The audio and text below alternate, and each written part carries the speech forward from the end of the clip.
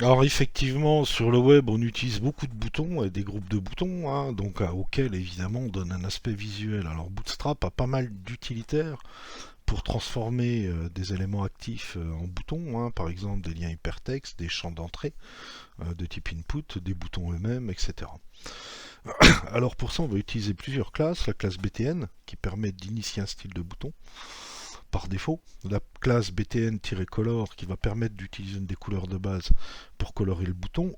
Donc là, c'est la couleur du fond, hein, le BTN color. Autrement, BTN-outline-color qui va vider le fond et qui va permettre de définir une bordure. Des classes pour les tailles des boutons, BTN-MD qui donne un petit bouton, ou LG, un bouton beaucoup plus large.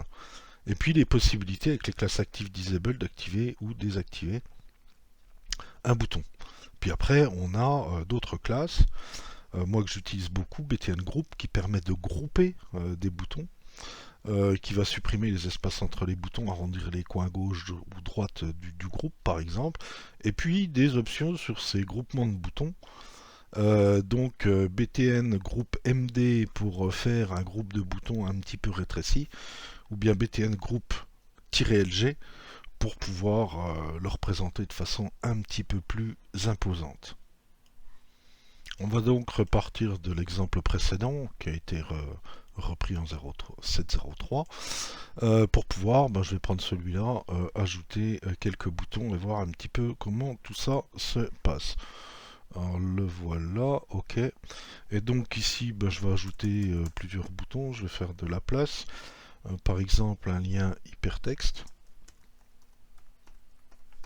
Voilà. Que je vais appeler bouton. Ok. Ensuite, je vais prendre un bouton. Voilà, que je vais appeler aussi bouton. Et puis un input. Donc de type submit par exemple. Que je vais aussi appeler rien du tout. Hein, toc. Et puis ici, je vais simplement lui donner une value.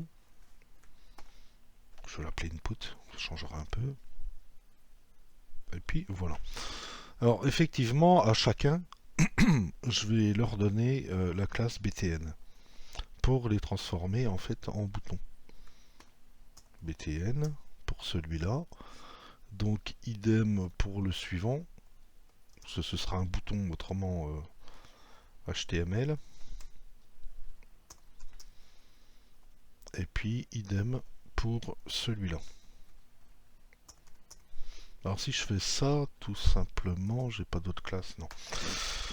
Donc là, vous allez avoir des boutons par défaut, hein, rien de terrible. Donc voilà. Hein, par contre, le troisième, je ne le vois pas.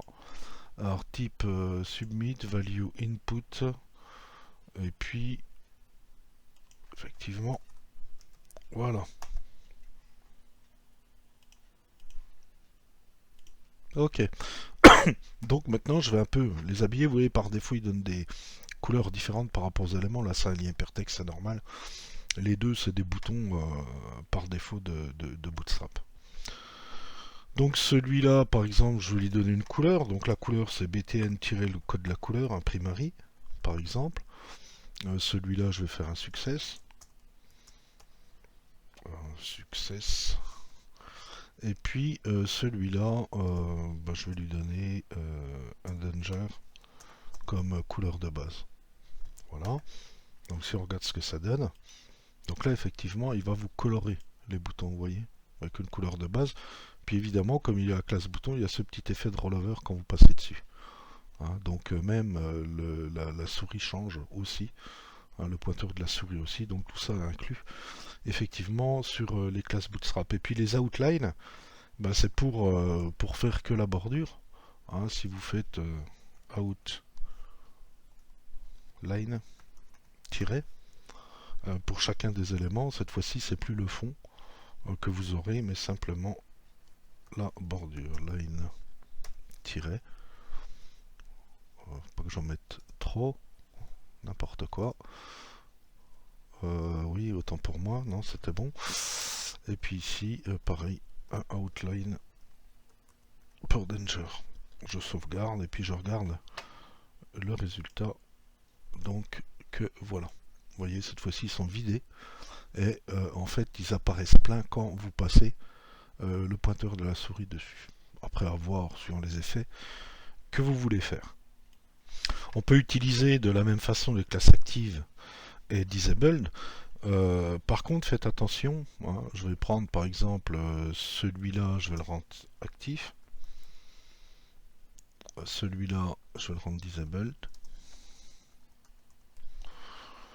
Et puis celui-là, je vais le rendre rien du tout. Alors, une petite remarque par rapport à ça. Hein, donc celui-là est actif, effectivement. Donc il reprend la couleur de l'actif. Celui-là a la classe disable. Par contre, il n'est pas désactivé. D'accord? C'est un aspect visuel que vous donnez. Donc faites attention hein, quand vous jouez avec ça. Moi, je vous conseille de ne pas utiliser cette classe-là, mais d'utiliser l'attribut disable pour vraiment désactiver votre bouton. Hein, parce que retenez que la classe, il vous donne l'aspect visuel d'une désactivation. Par contre, le bouton n'est pas désactivé. Hein, donc ce qui peut poser des problèmes évidemment sur des boutons de type submit. Hein, ici est vraiment désactivé quoi. Alors que quand on met la classe, vous avez vu tout à l'heure, le bouton il a l'aspect désactivé, mais il est toujours actif, hein, c'est simplement un aspect visuel. Donc faites attention à ce genre de problème. Concernant la taille, on peut modifier la taille hein, avec des classes. Bon, il y en a deux, MD et LG. Pardon, SM, MD, LG, suivant ce que vous voulez faire. Alors, je vais enlever cette histoire d'actif de disabled. Voilà. Hein, et puis celui-là, par exemple, je vais prendre un petit bouton. Donc, je vais mettre BTN-SM pour small.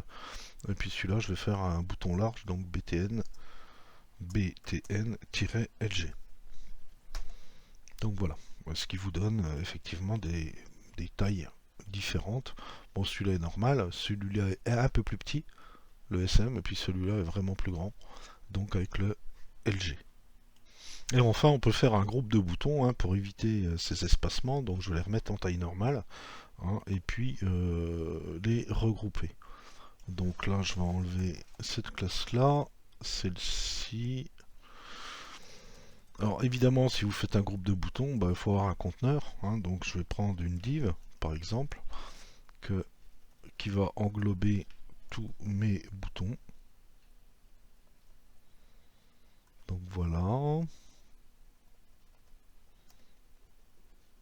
Ok, voilà. Je vais les rassembler un petit peu. Ok, donc ici, évidemment, je vais mettre une classe qui va me permettre de la grouper, donc btn-group, pour faire mon groupement de boutons. Le reste, ça change pas, hein, ça, on reste toujours sur la même chose. Donc, que voilà.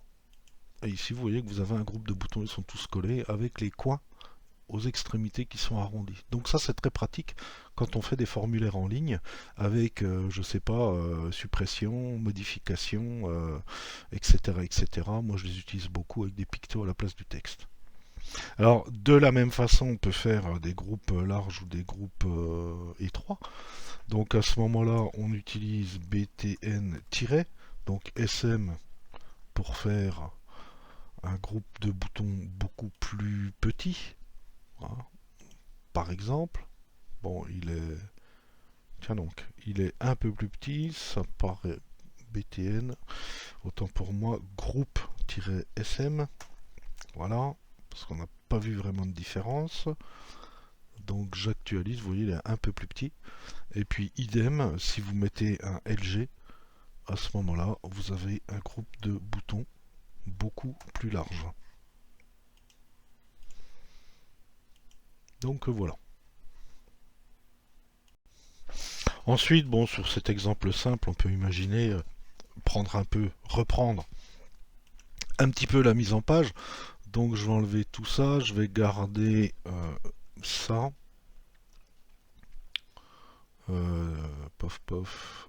Oui, effectivement, que je me plante pas. Donc je vais mettre un lien avec un bouton primary, parce qu'on voit souvent ça.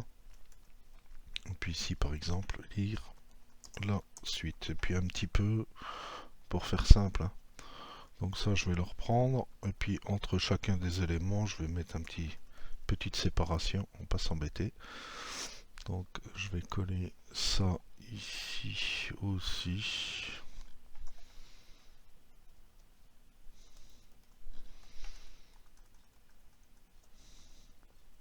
Ok.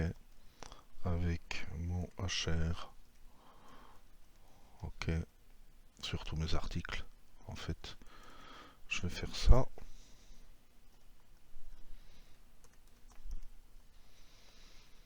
Puis le dernier.